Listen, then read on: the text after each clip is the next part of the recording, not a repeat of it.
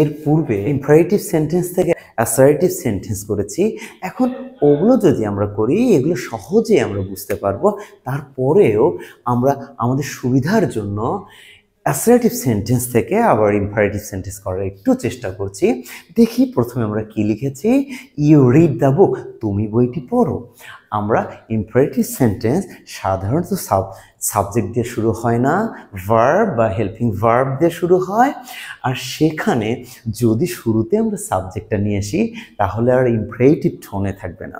এই সেন্টেন্সটাকে আমরা তাহলে কিভাবে ইম্পারেটিভ করতে পারি, যেটা এসএসসি পরীক্ষা বা অন্য কোথাও আসতে পারে, সেটা আমরা বলেছি তুমি বইটি পড়ো। ইম্পারেটিভ শুধু উপদেশ দেব বা আদেশ দেব বা অনুরোধ করব।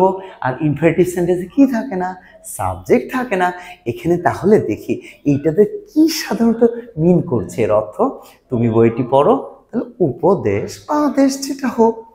তাহলে যদি আমরা ইম্পারেটিভ করে কি করতে পারি, বইটি পড়ো, শুধু তুমি কথাটা উঠে দিলাম, তাহলে বইটি পড়ো স্রেফ ডাইরেক্ট সেটা দ্বারা আদেশ বোঝানো হচ্ছে বা উপদেশ বোঝানো হচ্ছে, আর সেটা ইম্পারেটিভ হয়ে যাচ্ছে।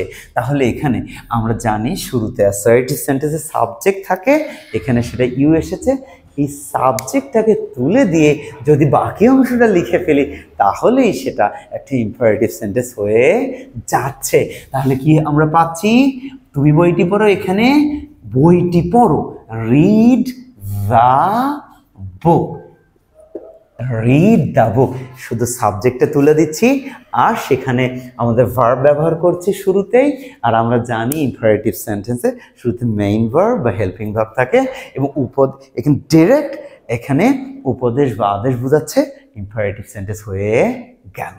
Next, you do not go out, তুমি যেও না বাহিরে। তাহলে এটাকে আমরা ইম্পারেটিভ করতে পারি কিভাবে, এখানে শুরুতে সাবজেক্ট ব্যবহার করা হয়েছে। অ্যাসার্টিভ সেন্টেন্সে শুরুতে সাধারণত সাবজেক্ট ব্যবহার করা হয়, ইম্পারেটিভ সেন্টেন্সে করা হয় না। মূলত শুরুতে আমরা বলেছি আমরা জানি মেইন ভার্ব বা হেল্পিং ভার্ব দিয়ে শুরু হয়। তাহলে তুমি বাহিরে যেও না বা তোমরা বাহিরে যেও না, এটাকে আমরা কিভাবে ইম্পারেটিভ করতে পারি, এই সাবজেক্টটা তুলে দিয়ে দেখি তো কি সেন্স চলে আসে। তাহলে বাহিরে যেও না মানে কি, সাবজেক্টটাও থাকছে না, ডাইরেক্ট উপদেশ বা আদেশ চলে আসছে, তাহলে ইম্পারেটিভ সেন্স চলে আসছে, গঠনটাও চলে আসছে এবং সফল একটা ইম্পারেটিভ সেন্সও হয়ে যাচ্ছে। তাহলে কি হচ্ছে, বাইরে যেও না, শুধু ইউটা তুলে দিলাম, ডু নট গো আউট, এবং ফুল স্টপ কি হয়ে গেল, ইম্পারেটিভ সেন্টেন্স। তাহলে আমরা এখানে কি পেলাম, এমনিভাবে আমরা যদি অ্যাসার্টিভ সেন্টেন্স করি, সেই অ্যাসার্টিভ সেন্টেন্সকে ইম্পারেটিভ করার সময় ইম্পারেটিভ টোন নিয়ে আসবো, সেন্স নিয়ে আসবো, এবং তার যে গঠন শুরুতে সাবজেক্ট থাকে না, শুরুটা ভার্ব দিয়ে শুরু হয়, সেটার দিকে লক্ষ্য রাখবো। তাহলে খুব সহজেই আমাদের ইম্পারেটিভ সেন্টেন্স হয়ে যাবে। তো ভালো থাকবেন সবাই, আসসালামু আলাইকুম।